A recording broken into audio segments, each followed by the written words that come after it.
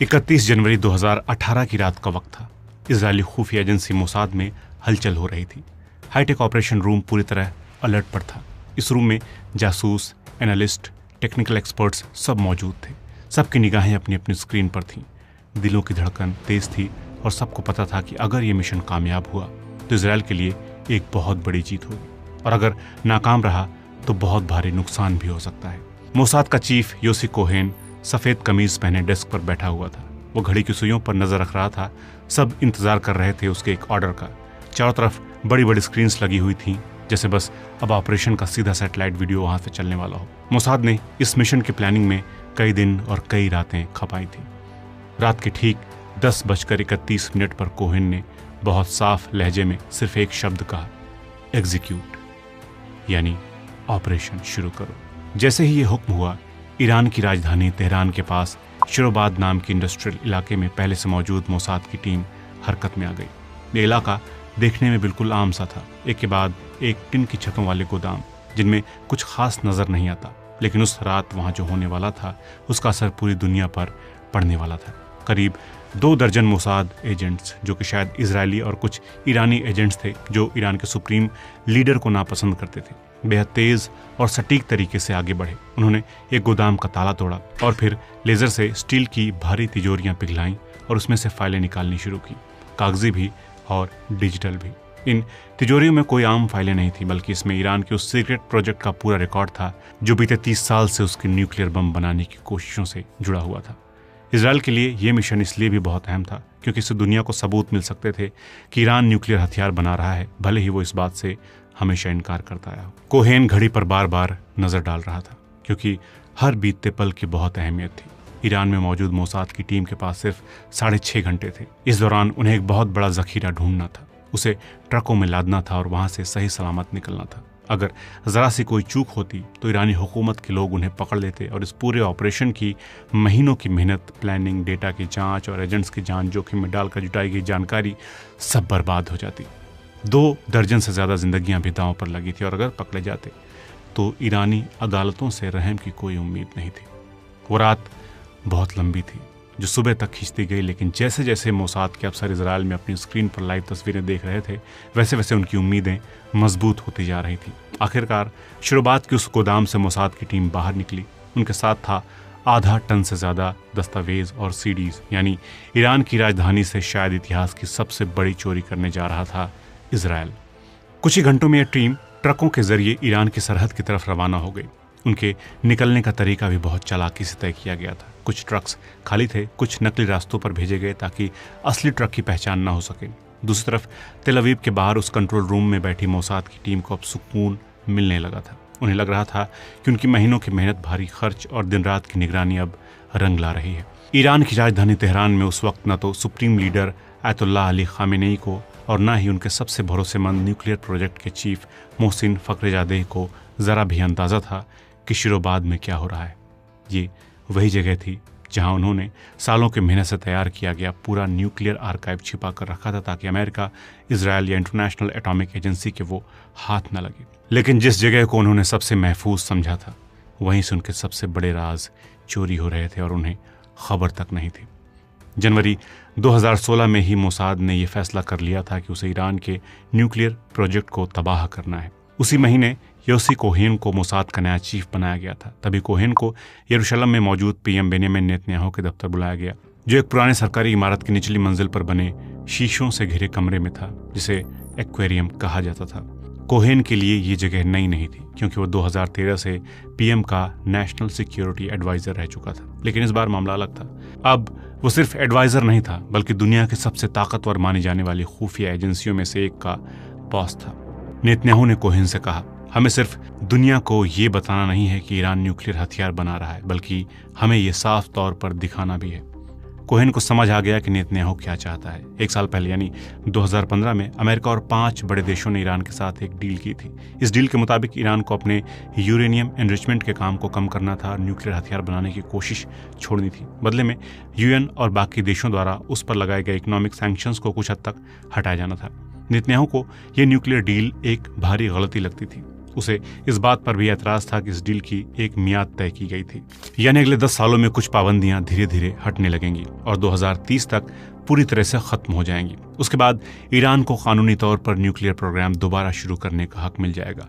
Netanyahu इस deal से खुश नहीं था। वो हर कीमत पर ईरान के साथ लड़कर न्यूक्लियर ठिकानों को बर्बाद करना चाहता था, क्योंकि उसे अच्छे से मालूम था कि जिस दिन ईरान के पास न्यूक्लियर हथियार आया, इजरायल कमजोर पड़ जाएगा। इसलिए वो सालों से ईरान के न्यूक्लियर प्रोग्राम के खिलाफ लगातार गुप्त तरीके से काम कर रहा था, जैसे साइबर हमले, साइंटिस्ट्स की हत्या, जासूसी ऑपरेशन।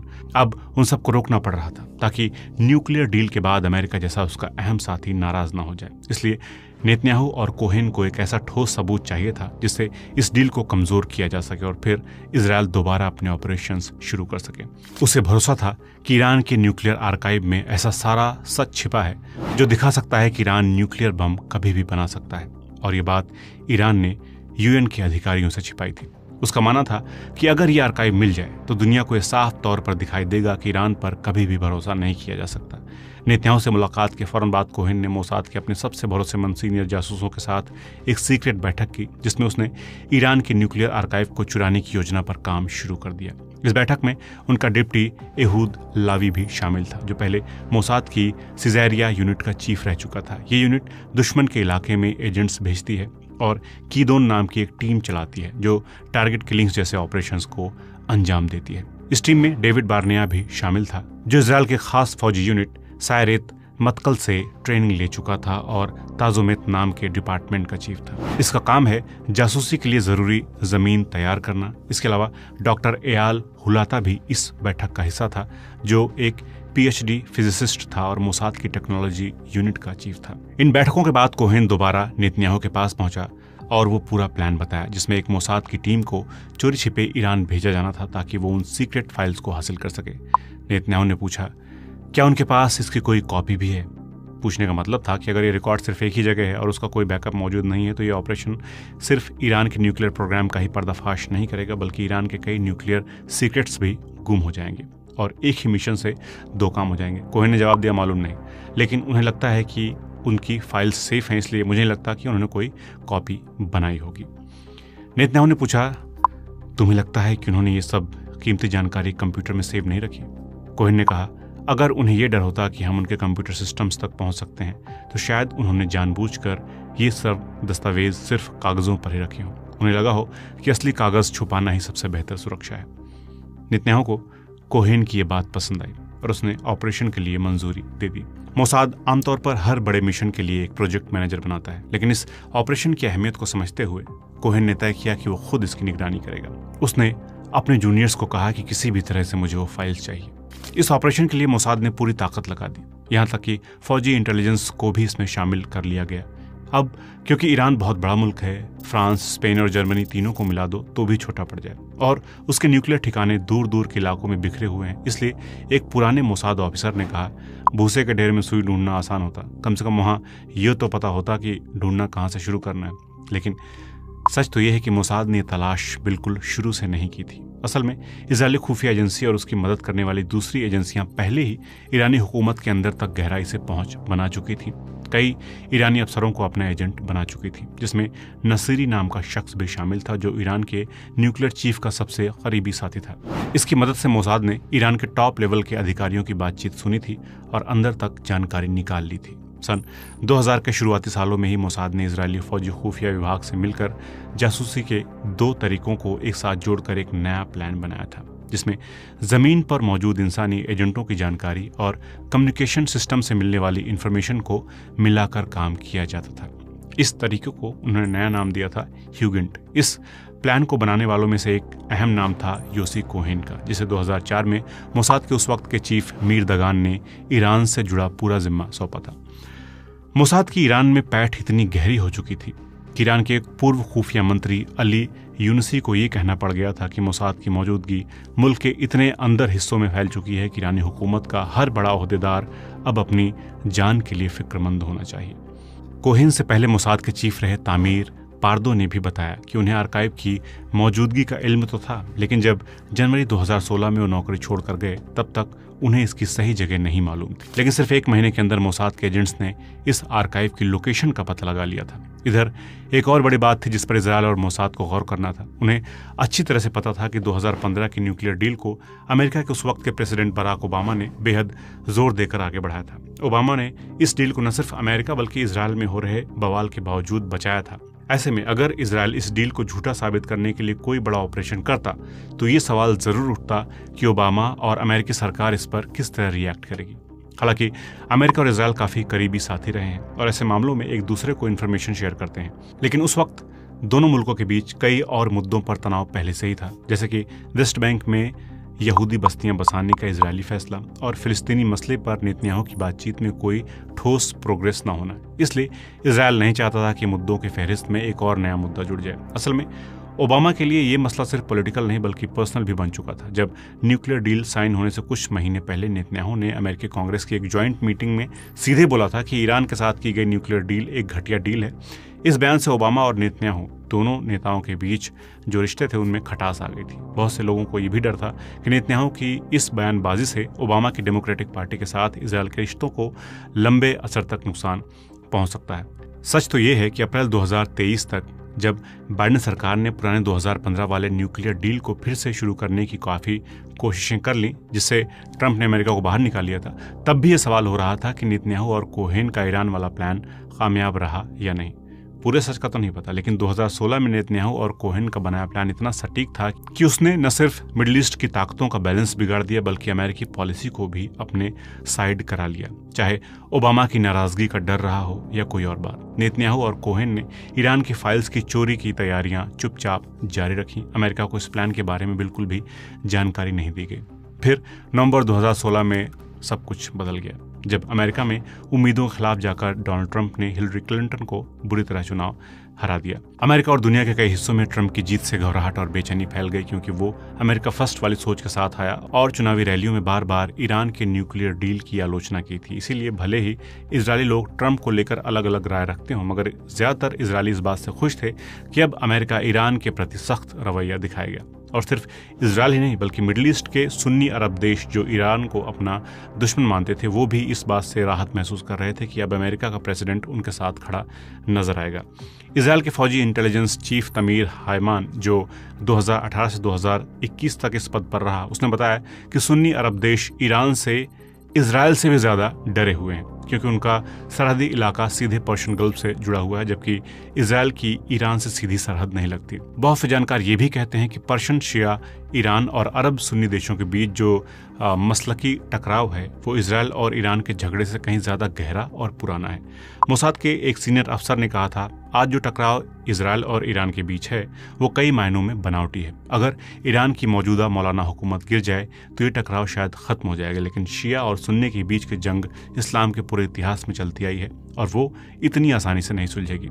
अब आते हैं ट्रंप के जीतने के बाद वाली कहानी पर। नेतन्याहू और ट्रंप एक दूसरे को पहले से जानते थे, लेकिन उनकी पहली सरकारी मुलाकात जनवरी 2017 में हुई, ट्रंप के प्रेसिडेंट बनने के सिर्फ 2 दिन बाद। मुलाकात गर्मजोशी भरी थी और बातचीत की सबसे पहली बात ईरान ही था।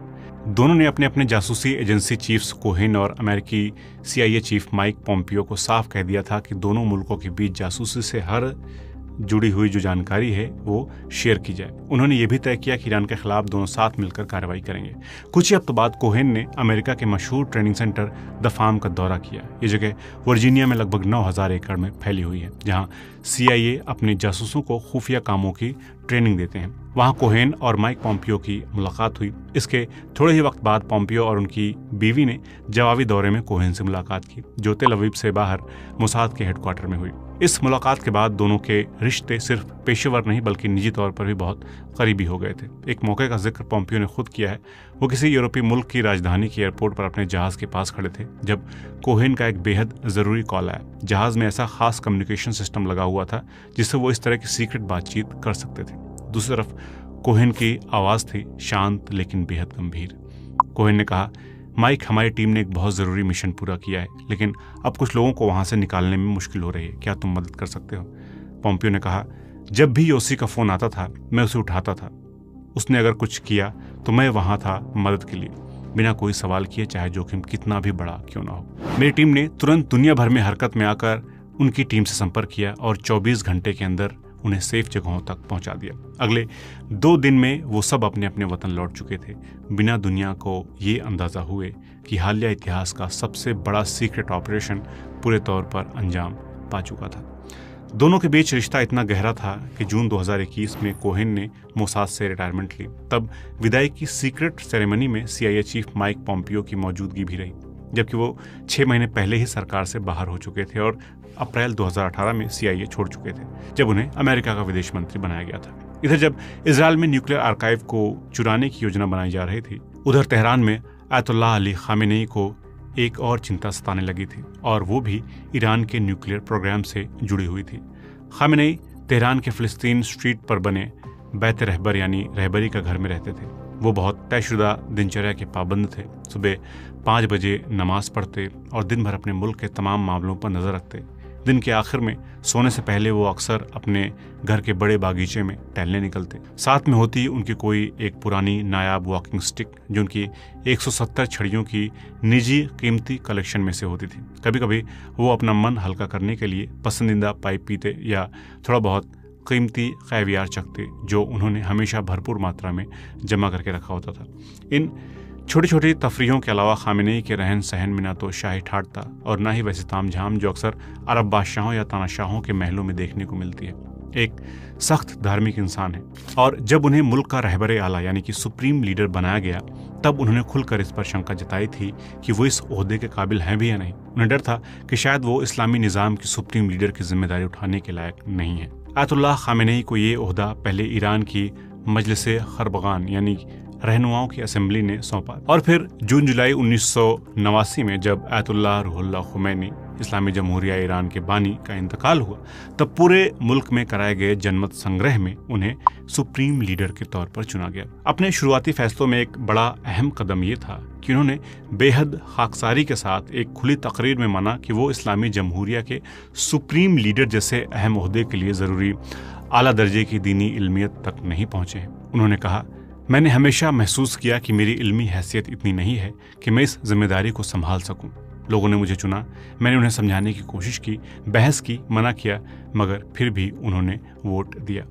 उन्होंने असेंबली से शुरुआत में कहा था कि वो ये जिम्मेदारी सिर्फ कुछ दिनों के लिए संभालेंगे, लेकिन फिर धीरे धीरे और बड़ी सावधानी से उन्होंने अपनी सत्ता की बुनियादें मजबूत करनी शुरू कर दी। उन्हें ईरान पर पूरी पकड़ बनाने में कई साल लग गए। आज तक ये अफवाहें घूमती हैं कि उनकी सत्ता के 6 साल बाद उन्होंने आयतुल्लाह खुमैनी के बेटे और सबसे करीबी साथी अहमद खुमैनी को जहर देकर मरवा दिया था।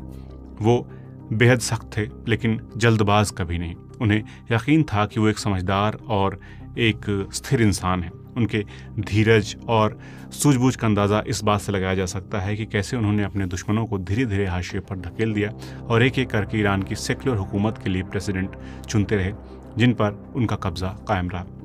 इसी दौरान इजराइल की तरफ से जो हमला ईरान के सबसे खुफिया दस्तावेजों पर हुआ, वो उनके लिए हर मसले से ज़्यादा अहम बन गया। मगर इससे कुछ हफ्ते और महीने पहले तक खामेनेई एक और बड़ी मुश्किल पर गौर कर रहे थे, जो न्यूक्लियर डील से जुड़ी थी। 2015 में लंबी सोच विचार के बाद उन्होंने अमेरिका और 5 दूसरे देशों चीन, रूस, फ्रांस, ब्रिटानिया और जर्मनी के साथ मिलकर डील पर दस्तखत किए थे, जिसे JCPOA कहा गया। अब उन्हें यह डर सताने लगा था कि शायद ये डील करना उनकी एक भारी भूल थी। जब उन्होंने डील पर दस्तखत किए, तब वो जानते थे कि खतरे मौजूद हैं। उनमें सबसे बड़ा खतरा ये था कि अमेरिकी प्रेसिडेंट बराक ओबामा की सरकार को महज 18 महीने और बाकी थे, और वही ओबामा थे जिन्होंने इस डील को आगे बढ़ाया और दुनिया के विरोध के बावजूद इसे मजबूती से लागू किया। खामेनेई को अंदाज़ा था कि ओबामा के बाद कोई सख्त मिजाज और ईरान का दुश्मन नेता अमेरिका सत्ता में आ सकता है, और वो वही हुआ। डोनाल्ड ट्रंप की जीत ने खामेनेई के सबसे बुरे डर को हकीकत में बदल दिया। उन्हें गुस्सा था सिर्फ ट्रंप पर नहीं, बल्कि खुद पर भी, और उससे ज़्यादा उनके मुल्क के प्रेसिडेंट हसन रूहानी और विदेश मंत्री मोहम्मद जवाद ज़रीफ पर भी। ये दोनों पढ़े लिखे वेस्टर्न सोच वाले नेता थे जिन्होंने खामेनेई को मनाया था कि वो डील साइन कर ले। लेकिन जब ट्रंप ने पहली बार सत्ता संभाली, तो खामेनेई को लगने लगा कि शायद ये सबसे बड़ी गलती थी। रूहानी और ज़रीफ ने आयतुल्लाह खामेनेई को समझाया था कि अगर ईरान न्यूक्लियर डील पर दस्तखत कर देता है तो उसका सबसे बड़ा फायदा ये होगा कि अमेरिका और यूरोपीय देशों की तरफ से लगाए गए जो सारे सैंक्शंस हैं वो खत्म होंगे और इससे ईरान की डूबती हुई इकोनॉमी संभल सकेगी। खामेनेई इस बात से पूरी तरह मुतमईन तो नहीं थे, लेकिन फिर भी उन्होंने हामी भर दी। ये फैसला उन्होंने सिर्फ अपने दिल के डर के बावजूद नहीं लिया, बल्कि उन तमाम मशवरों के खिलाफ लिया जो उन्हें उनके सबसे करीबी ताकतवर सलाहकार दे रहे थे। खासकर इस्लामी इनकलाब के पासबान दस्ते यानी कि इस्लामिक रिवोल्यूशनरी गार्ड्स कॉर्प्स और कुद्स फोर्स के सरबराह कासिम सुलेमानी की राय के बावजूद सुलेमानी ईरान की बाहरी कार्रवाई और पर्दे के पीछे लड़ने वाली फौजों को चलाने वाले सबसे असरदार शख्स थे, ये हम सब जानते हैं। मगर जिस शख्स की राय पर खामेनेई सबसे ज़्यादा भरोसा करते थे वो थे मोहसिन फ़खरीज़ादे, ईरान के फौजी न्यूक्लियर प्रोग्राम के चीफ और सुप्रीम लीडर के बेहद करीबी। फ़खरीज़ादे ने ईरान के सबसे पहले न्यूक्लियर हथियार प्रोजेक्ट अमाद की शुरुआत की थी। ये प्रोग्राम 2003 में उस वक्त रोक दिया गया था जब ईरान ने अमेरिका को इराक पर हमला करते देखा, जिसमें अमेरिका ने दावा किया था कि इराक के पास तबाही फैलाने वाले हथियार हैं। ईरान को डर था कि हो सकता है कि अमेरिका यही बहाना लेकर उन पर भी हमला कर दे। मोसाद पिछले कई सालों से फ़खरीज़ादे पर नज़र रखे हुए था, यहाँ तक कि एक बार उन्हें मारने की पूरी तैयारी हो गई थी, लेकिन आखिरी पल में ऑपरेशन को रोक दिया गया था। फ़खरीज़ादे ने खामेनेई को यकीन दिलाया कि अगर डील में कोई भी रियायत दी जाती है तो उसे वापस लेना बहुत आसान होगा, कुछ ही हफ्तों में या महीनों में।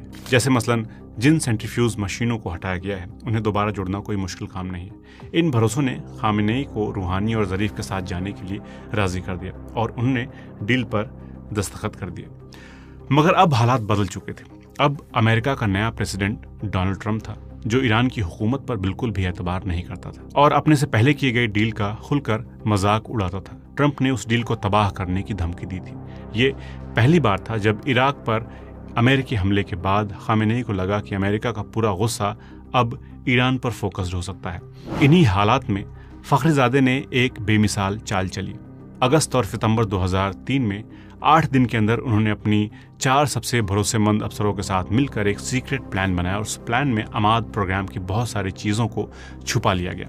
इन्हीं छुपाई गई चीज़ों को महफूज रखा था ईरान ने, जिसे मोसाद वाले 15 साल बाद चुराने की कोशिश कर रहे थे। फ़खरीज़ादे ने ईरान के न्यूक्लियर प्रोग्राम को इस तरह छुपा कर रखा था कि वो जब चाहे दोबारा शुरू किया जा सकता था। बस दुनिया की नज़रों से दूर सही वक्त का इंतज़ार था। कुछ ऐसे काम जो छुपाए नहीं जा सकते थे उन्हें बंद कर दिया गया था या फिर उनको बहुत कम कर दिया गया था। कुछ फौजी प्रोजेक्ट्स को सिविल यानी गैर फौजी प्रोग्राम में इस तरह से मर्ज कर दिया गया था, मिला दिया गया था कि उसका असली मकसद समझ ही ना आए। और कुछ हिस्सों को इतनी चतुराई से रखा गया था कि उन्हें दुनिया की बड़ी जासूसी एजेंसियां और IAEA भी ना पकड़ सके।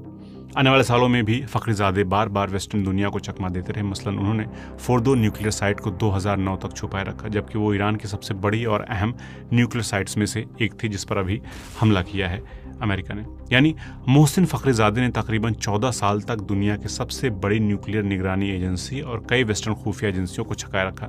जब डोनाल्ड ट्रंप अमेरिका के प्रेसिडेंट बने तो आयतुल्ला खामेनेई ने हुक्म दिया कि ईरान का न्यूक्लियर प्रोग्राम और ज़्यादा गहराई में जाकर छुपाया जाए। फ़खरीज़ादे ने वही पुरानी चालें फिर से आजमाई, दस्तावेज़ों को इधर उधर करना, कुछ को नए नाम देना और कुछ को पूरी तरह छुपा देना। उसी सिलसिले में एक अहम कदम ये उठाया गया कि न्यूक्लियर प्रोग्राम से जुड़ा सारा पुराना रिकॉर्ड यानी कि आर्काइव एक नई जगह पर शिफ्ट कर दिया जाए, क्योंकि 2015 के डील में ईरान पर यह शर्त लगी थी कि उसे अपने तमाम पुराने न्यूक्लियर कामों का रिकॉर्ड इंटरनेशनल न्यूक्लियर एजेंसी को देना होगा। मगर ईरान ने उस रिकॉर्ड को छुपा लिया था। हुकूमत को डर था कि कहीं ये सारे कागजात जिनमें ईरान के न्यूक्लियर प्रोग्राम की पूरी कहानी दर्ज है मौजूदा जगह से मिल न जाए। IAEA के इंस्पेक्टर या मोसाद के जासूस इन तक पहुंच सकते थे। फैसला हुआ कि इस खुफिया खजाने को एक ऐसी जगह ले जाया जाए जो बिल्कुल नजर से दूर हो, और इसके लिए शिरोबाद नाम के एक सुनसान इलाके में उजड़ा हुआ गोदाम चुना गया। उन्हें लगा कि इतनी बेकार सी जगह पर किसी को शक भी नहीं होगा। फ़खरीज़ादे ने खुद तफसील से तय किया कि कौन कौन से दस्तावेज शिफ्ट करने हैं और किस तरह फिजिकल और इलेक्ट्रॉनिक तौर पर उन्हें महफूज रखा जाएगा। हुसैन देहगानी ने इस पूरे मिशन की हिफाजत का जिम्मा संभाला। वो एक कट्टर इनकलाबी थे, वही शख्स जिसने 1979 में तेहरान में अमेरिकी एम्बेसी पर कब्जा किया था और बाद में लेबनान में हिजबुल्लाह की बुनियाद रखने में भी अहम किरदार निभाया था। इस सारे इंतजाम को इस तरह अंजाम दिया गया था कि जब आयतुल्ला खामेनेई अपने घर के बाग में शाम की सैर करते तो शायद उनके जहन में एक बार भी ये ख्याल नहीं आता कि न्यूक्लियर आर्काइव की हिफाजत को लेकर कोई खतरा हो सकता है। उन्हें पूरा इत्मीनान था कि वो दस्तावेज अब शिरोबाद जैसे गुमनाम इलाके में महफूज है। मगर जो बात खामेनी और ईरानी हुकूमत के किसी भी शख्स को शायद मालूम नहीं थी वो ये कि मोसाद पहले ही ईरान के न्यूक्लियर प्रोग्राम से जुड़े अहम अफसरों की हर हरकत पर नज़र रखे हुए था। जब आर्काइव को शिरोबाद शिफ्ट किया गया तो मोसाद के लिए उसे ट्रैक करना कोई मुश्किल काम नहीं था, लेकिन अब भी एक बड़ी चुनौती बाकी थी। मोसाद को ये तो मालूम हो गया था कि दस्तावेज कहाँ रखे गए, लेकिन अब उन्हें यह तय करना था कि इतने बड़े गोदाम में किस हिस्से में वो रिकॉर्ड है जिससे ईरान के न्यूक्लियर प्रोग्राम का सच सबके सामने लाया जा सके। गोदाम के अंदर दाखिल कैसे होंगे बिना किसी को पता चले, वहाँ हिफाजत का क्या बंदोबस्त है, अलार्म सिस्टम कैसे बंद किया जाएगा, अगर उन्हें सब मिल भी जाए तो वहाँ से निकलेंगे कैसे। मिशन बहुत बड़ा था और हर कदम पर खतरा, लेकिन मोसाद ने ठान लिया था कि जो भी हो ये सबूत अब दुनिया के सामने उसको लाने हैं। इस पूरे मिशन का एक अहम पहलू था कि ईरान के अंदर जाकर असल कार्रवाई करेगा कौन।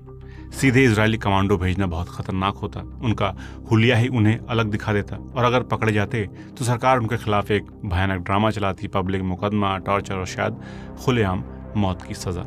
इसी वजह से मोसाद ने सालों पहले ईरान के अंदर अलग अलग विरोधी गुटों और माइनॉरिटीज के साथ रिश्ते बनाने शुरू कर दिए थे। इनमें से एक था मुजाहिदीन खल्क यानी पीपल्स मुजाहिदीन ऑफ ईरान। ये एक इस्लामी मार्क्सवादी तंजीम थी जो 1979 के इनकलाब में शामिल थी और जिसने शाह को हटाने में मदद की, लेकिन बाद में उसी नई इस्लामी हुकूमत के खिलाफ हो गई।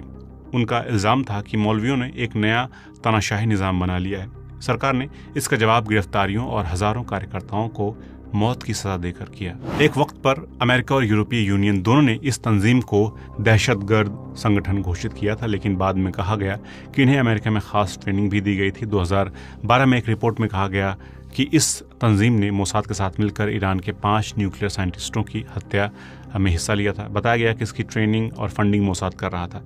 मोसाद की एक बहुत स्पेशल ब्रांच है तेवेल, जो उन मुल्कों और एजेंसियों से ताल्लुक़ रखती है जिनसे इजराइल के ऑफिशियल रिश्ते नहीं होते।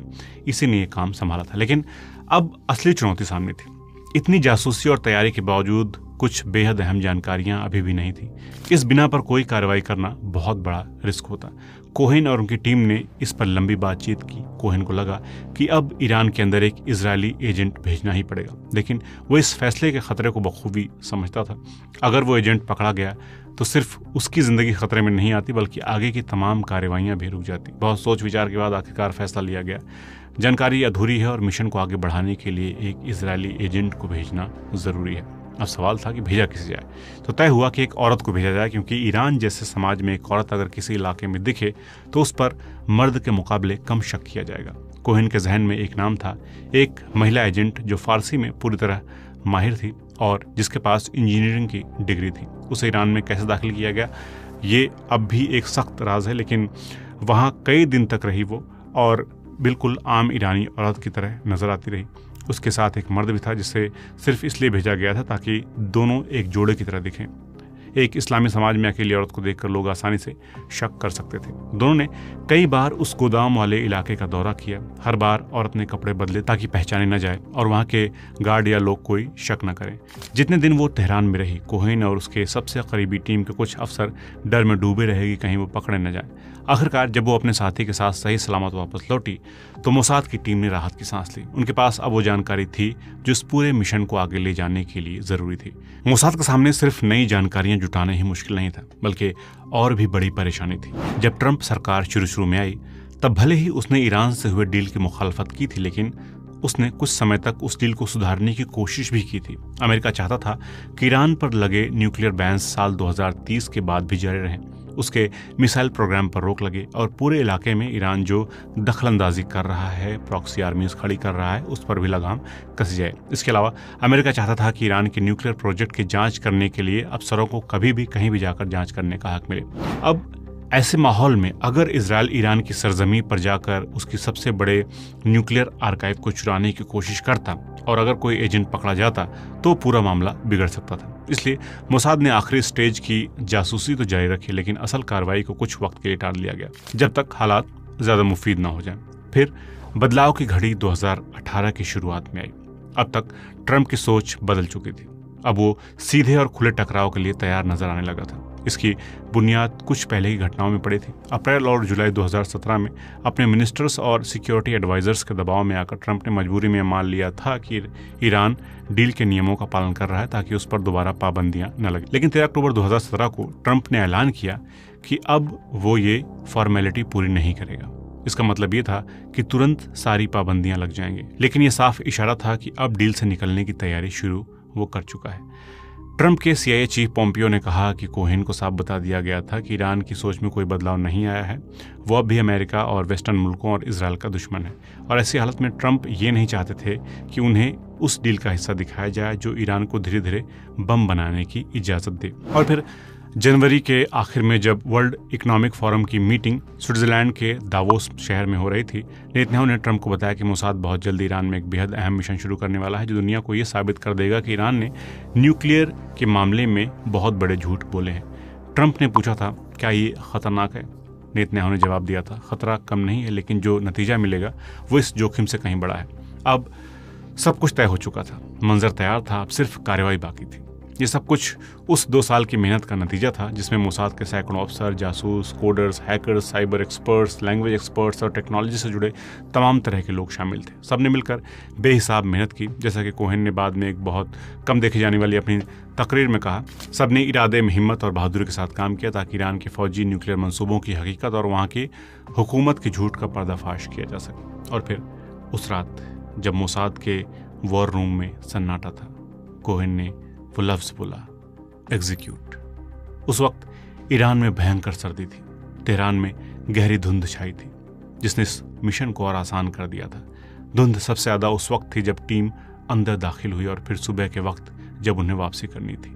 तेज सर्दी थी, तापमान -4 डिग्री था।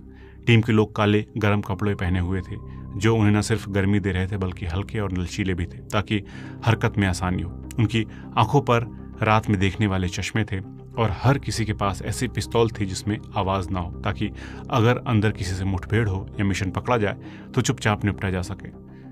असल चोरी उस तंग गोदाम में हुई जहां 2 बड़े कंटेनर रखे थे जो कभी भी ट्रक से कहीं भी ले जाए जा सकते थे। इन्हीं कंटेनर्स में वो फौलाद की तिजोरियां रखी हुई थी जिसमें ईरान के न्यूक्लियर राज बंद थे।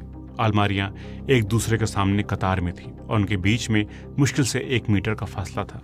हर बक्सा एक एक करके काटा गया और सिर्फ वो कीमती दस्तावेज निकाले गए जो सबसे अहम थे, क्योंकि पूरा माल एक साथ निकालना नामुमकिन था और ट्रक्स में लादना भी मुश्किल था। इस पूरे प्लान की रिहर्सल कई बार की गई थी। एक दूसरे विदेशी मुल्क में जहां उसी तरह का गोदाम बनाया गया था जैसा ईरान में था, टीम ने गोदाम में दाखिल होने से लेकर तिजोरियां काटने तक हर कदम को टाइम करके देखा था। मोसाद ने बाकायदा ईरानी तिजोरियों का वही मॉडल हासिल किया था जो वहां इस्तेमाल होते थे। उन्हें इजराइल लाया गया और फिर उनमें सेंध मारने का सबसे असरदार तरीका खोजा गया और यह सब मुमकिन हुआ उस खास महिला एजेंट और कुछ गुमनाम जासूसों की वजह से जिसने रेकी की थी। कहाँ कौन सा दस्तावेज मिलेगा, कौन सा अलार्म सिस्टम कहाँ लगा है, उसे कैसे बंद करना है, हर चीज़ उनके दिमाग में नक्शे की तरह मौजूद थी। इस पूरे मिशन का हर पहलू आज भी पूरी तरह सामने नहीं आया, लेकिन कोहेन ने इस चोरी को मशहूर फिल्म ओशंस 11 जैसी कार्रवाई बताया है, जिसमें एक चालाक गिरोह लास वेगस के एक कसीनो की तिजोरी से करोड़ों की रकम निकाल लेता है। उस फिल्म में चोर एक केबल में सेंध लगाकर नकली वीडियो डाल देते हैं ताकि सिक्योरिटी कैमरे असल तस्वीर न दिखा सकें। कुछ इसी तरह की तरकीब मोसाद की टीम ने भी अपनाई होगी, जिससे दूर बैठे नजर रखने वाले लोग ये समझते रहे कि सब कुछ ठीक है, जबकि गोदाम में अंदर घुसपैठ हो रही थी। टीम को ये कैसे पता था कि गोदाम के अंदर हर चीज कहाँ रखी है? इस बात का सीधा जवाब नहीं है, लेकिन जानकारों का मानना है कि शायद मोसाद ने किसी केबल या मशीन के जरिए अंदर कोई ऐसा छोटा सा डिवाइस डाल दिया था जिससे सिस्टम हैक किया जा सके। अलार्म सिस्टम भी कुछ इसी तरह से नाकाम किया गया होगा। कुछ चीज़ें पहले से तैयार की गई थी और कुछ वहां मौजूद पहली टीम ने मौके पर अंजाम दी होंगी, जिनकी खास ट्रेनिंग इलेक्ट्रॉनिक सिक्योरिटी को तोड़ने के लिए की गई थी। ज़्यादातर घुसपैठ वाले मिशंस में कुछ ही मिनट मिलते हैं क्योंकि सिक्योरिटी फौरन पहुंच जाती है, लेकिन इस बार शुरुआत की जिस गोदाम में दस्तावेज रखे थे वहां रात में सिक्योरिटी ना के बराबर थी। शायद ईरानी हुकूमत इस जगह को मामूली और बेकार दिखाना चाहती थी ताकि किसी को शक न हो। रात 10 बजे दोनों पहरेदार वहां से चले जाते थे और सुबह 7 बजे तक वापस नहीं आते थे। इसका मतलब था कि मोसाद की टीम के पास ठीक 6 घंटे और 29 मिनट का वक्त था, रात 10:30 से सुबह 5 बजे तक घुसने, दस्तावेज निकालने और वहां से बचकर निकल जाने का। रात 10:31 पर टीम के तकनीकी लोगों ने अलार्म सिस्टम को बंद कर दिया। ठीक उसी वक्त दूसरी टीम ने भारी लोहे के दरवाजों को खोला और गोदाम में दाखिल हो गई। कुछ लोग बाहर नजर रखने के लिए तैनात हुए ताकि कोई आसपास आता जाता उन्हें देखे ना। अंदर की टीम ने तुरंत काम करना शुरू कर दिया। शुरुआत आसान रही, लेकिन एक मुश्किल आ गई। पिछले 24 घंटे में गोदाम के अंदर कुछ चीजें इधर उधर कर दी गई थी। सालों की तैयारी और इंटेलिजेंस कभी कभी एक छोटे से इत्तेफाक से गड़बड़ा सकती है। मिशन रुक भी सकता था, जिससे कई और ऑपरेशंस आखिरी वक्त पर रोक दिए जाते हैं। अंदर से कोहेन, लावी और बाकी जिम्मेदार लोग सलाह मशवरा करने लगे और आखिर में कोहेन ने रिस्क लेने का फैसला किया। टीम को इस गोदाम की बनावट इतनी बारीकी से मालूम थी कि थोड़े बहुत बदलाव के बावजूद उन्हें वो दस्तावेज मिल गए जो सबसे जरूरी थे। खास किस्म की ब्लो टॉर्च से, जो 3600 डिग्री फ़ारेनहाइट तक गर्म होती है, एक टीम ने 32 में से 6 भारी तिजोरियों को काटा और दूसरी टीम ने ज़रूरी दस्तावेज निकालने शुरू किए। बाकी तिजोरियां जिनमें कम अहम चीज़ें थीं उन्हें वैसे ही छोड़ दिया गया। मोसाद की असली मंजिल वो काले फोल्डर्स थे जिसमें ईरान का बम बनाने का पूरा नक्शा, डिजाइन और तकनीकी डिटेल्स मौजूद थी। लेकिन जब मोसाद के एजेंट्स तिजोरियों को खोलते गए तो उन्हें एक और खजाना मिला। 100 से ज्यादा CD, जिनमें 55,000 से भी ज्यादा फाइलें, वीडियो और ऐसी तस्वीरें थी जो ईरान के सीक्रेट न्यूक्लियर तजुर्बों को दिखाती थी। ये सब कुछ 2 ट्रकों में लाद दिया गया जो सुबह ठीक 5 बजे अलग अलग तयशुदा रास्तों से ईरान के वेस्टर्न बॉर्डर की तरफ निकले, जो अजरबैजान के साथ करीब 400 मील लंबा है। जब ये ट्रक सरहद की ओर तेजी से बढ़ रहे थे तो उनमें मौजूद एजेंट रास्ते में ही कुछ अहम दस्तावेजों की डिजिटल तस्वीरें खींचने लगे और उन्हें सीधे इजराइल भेजने लगे, ताकि अगर टीम पकड़ी भी जाती तो कुछ न कुछ जानकारी तो अपने मकसद तक पहुंच जाती। इजराइल में वॉर रूम में बैठकर कोहेन बड़े स्क्रीन पर उन दस्तावेजों की तस्वीरें लाइव देख रहा था। ऐसा लग रहा था जैसे सालों की मेहनत का हासिल उसके सामने हाजिर हो रहा हो। पर्शियन भाषा के जानकारों और न्यूक्लियर एक्सपर्ट्स की टीम ने तुरंत तस्दीक कर दी कि जो चीजें लाई जा रही हैं वो वही थीं जिनकी तलाश थी। ईरान के मिलिट्री न्यूक्लियर राज अब इजराइल के हाथ में थे। मगर ऑपरेशन अभी खत्म नहीं हुआ था। असली चुनौती अब ये थी कि आधा टन दस्तावेज और CD ईरान से सही सलामत बाहर कैसे निकाले जाएं। 2018 में जब ये खबर सामने आई तो कुछ रिपोर्ट्स में दावा किया गया था कि ट्रकों का पीछा फिल्मी अंदाज में किया गया, लेकिन ऐसा कुछ हुआ नहीं था। असल में जब सुबह 7 बजे गोदाम में चोरी का पता चला तब तक ट्रक 2 घंटे पहले रवाना हो चुके थे। उसके बाद ईरान में जबरदस्त अलर्ट जारी हुआ। खामेनेई, आमिर हातामी और कासिम सुलेमानी ने फौरन ज़मीनी, समुद्री और हवाई सरहदों को सील करने का हुक्म दिया। मुल्क के अंदर और बाहर हज़ारों जासूसों को अलर्ट पर डाल दिया गया। पुलिस और फौज ने भी खोज शुरू कर दी, सिर्फ दस्तावेज चुराने वालों की नहीं बल्कि उन दस्तावेजों की भी जो उनके लिए कीमती से ज़्यादा जानलेवा थे। मोसाद के एजेंट्स के लिए ईरान से बाहर निकलना आसान नहीं था। कोहेन की भी हालत खराब थी और PM नेतन्याहू को वो बार बार फोन कर जानकारी दे रहा था। इजराइल हुकूमत ने ये जानकारी सेंसर कर दी कि मोसाद ने उन आखिरी दस्तावेजों को किस तरह इजराइल तक पहुंचाया, लेकिन कुछ अहम बातें बाद में लीक हो गई। इन लीक से पता चला कि मोसाद ने ईरानी हुकूमत के जबरदस्त पीछा करने के अंदाजे से पहले ही पूरी तैयारी कर रखी थी। उन्होंने एक बेहद सीक्रेट चाल चली, नकली रास्ते बनाए ताकि असली टीम को बचाया जा सके। कुछ एजेंट्स को जानबूझकर ईरान के अलग अलग हिस्सों में भेजा गया ताकि कुछ ऐसे लोग जिन्हें चोरी से कोई लेना देना नहीं था उन्हें एक्टिव किया गया ताकि ईरानी एजेंसियां उनके पीछे लग जाएं और असली टीम निकल सके। ये एक बहुत बड़ा जोखिम था, खासतौर पर उन लोगों के लिए जो सिर्फ ध्यान भटकाने के लिए इस्तेमाल किए जा रहे थे। इस पूरे ऑपरेशन की कामयाबी में एक बड़ा हाथ ईरान अजरबैजान सरहद पर होने वाली भारी ड्रग स्मगलिंग का था। अजरबैजान उस बड़े रास्ते पर बसा है जहां से अफगानिस्तान की अफीम, जो दुनिया की 90% अफीम पैदा करता है, ईरान से होते हुए यूरोप पहुंचती है। अफगान अफीम से बनी हीरोइन के अलावा इस रास्ते से शीशा नाम का एक खतरनाक ड्रग भी स्मगल होता है जो ईरान में ही बनता है, और वहाँ का नशे का मसला दिन ब दिन और संगीन होता जा रहा है, ये हम सब जानते हैं। जब मोसाद के ट्रक अजरबैजान की सरहद तक पहुंचे तब हर ट्रक में सिर्फ 2-2 एजेंट्स बचे थे जो असल टीम का हिस्सा थे। बाकी सब रास्ते में अलग अलग मोर्चों पर उतर चुके थे। सरहद तक पहुंचने के बाद मोसाद ने स्मगलर्स को ज़रूरी रकम अदा की और दस्तावेजों का पूरा ज़ख़ीरा अपने कब्जे में लिया, जो फिर बहुत जल्द इजराइल पहुंचाया गया। हालांकि शिरोबाद से निकलने और सरहद पर पहुंचने के बीच के कुछ घंटों तक ईरान की सभी सरहदों को चौकसी पर रखा गया था, लेकिन ईरान अजरबैजान सीमा की कमज़ोर सिक्योरिटी और स्मगलर्स की काबिलियत ने इजरायली एजेंट्स को रास्ता दे दिया। स्मगलिंग का यह पुराना रास्ता इस ऑपरेशन के लिए ढाल बन गया। कहते हैं कोहेन ने मिशन पूरा होने के बाद दुआ पढ़ी और घर पहुंचकर दरवाजे पर लगी मेजूजा को चूमा, जो एक रूहानी निशान होता है और हर यहूदी घर के दरवाजे पर लगाया जाता है। सारे एजेंट सही सलामत ईरान से निकलने में कामयाब हो गए थे। हालांकि हमारे पास मौजूद जानकारी से ये भी साफ होता है कि कुछ को निकालने के लिए इजराइल की फौज और खास जासूसी दस्ता भी हरकत में आया था। इसमें हवाई मदद तक शामिल थी, यानी तय जगहों पर हवाई जहाज या हेलीकॉप्टर्स भेजे गए थे ताकि टीम के मेंबर्स को वहां से उठाया जा सके और उन्हें महफूज जगह पर पहुंचाया जा सके। इससे जुड़ी बारीक जानकारी अभी तक पूरी तरह से साफ नहीं है। सुबह करीब 7 बजे ऐसा बहुत कम होता था कि कासिम सुलेमानी, मोहसिन फ़खरीज़ादे और आमिर हातमी जैसे लोग फ़ौरन उठकर कोई आपात बैठक करें या किसी फ़ोन का जवाब दें। आमतौर पर उनके मातहत अफसर ऐसे मसले सुलझा लेते थे, लेकिन उस सुबह जब खबर पहुंची कि शुरुआत गोदाम से कुछ लोग दाखिल होकर ईरान का सबसे अहम न्यूक्लियर ख़जाना उठा ले गए हैं, तो सबके होश उड़ गए।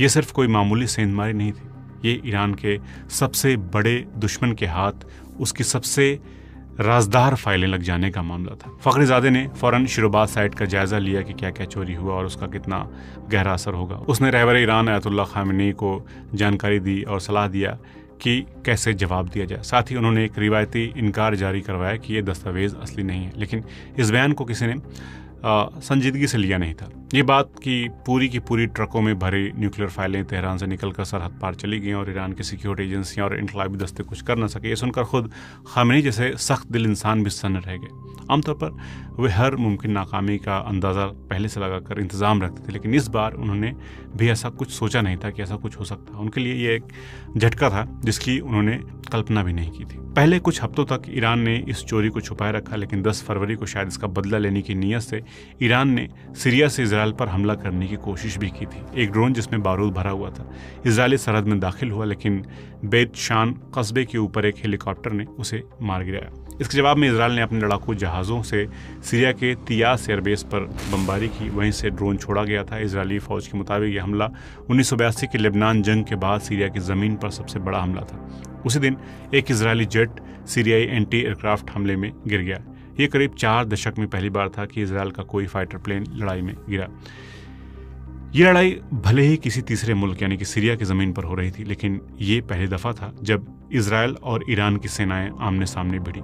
इजराइल ने भी चोरी के बारे में जाहिर तौर पर कुछ नहीं कहा, लेकिन जिन दस्तावेजों की नकल उसके हाथ लगी थी उनमें से कुछ अहम हिस्से अमेरिका को सौंप दिए गए थे। वहीं ईरान में खामेनी और उनके सलाहकारों की सबसे बड़ी कोशिश ये थी कि इजराइल उन राजों पर कोई कार्रवाई न कर पाया जो फाइलों से उनको हासिल हो चुका था। वो उम्मीद कर रहे थे कोई बड़ी रणनीतिक तबाही ना हो, लेकिन कुछ ही महीनों में 30 अप्रैल 2018 को उन्हें समझ आ गया कि ये उम्मीद एक गलती थी और नुकसान हो चुका है।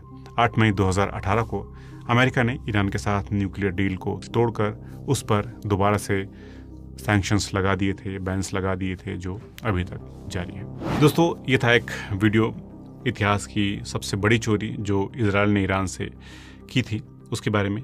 आपको वीडियो कैसा लगा कमेंट करके ज़रूर बताएं, और इस तरह की वीडियोस और देखना चाहते हैं तो मुझे बताएं। वीडियो को लाइक करें, चैनल को सब्सक्राइब करें, और अगर सपोर्ट करना चाहते हैं तो चैनल को ज्वाइन कर लें या फिर सुपर थैंक्स भेज सकते हैं आप। बहुत बहुत शुक्रिया।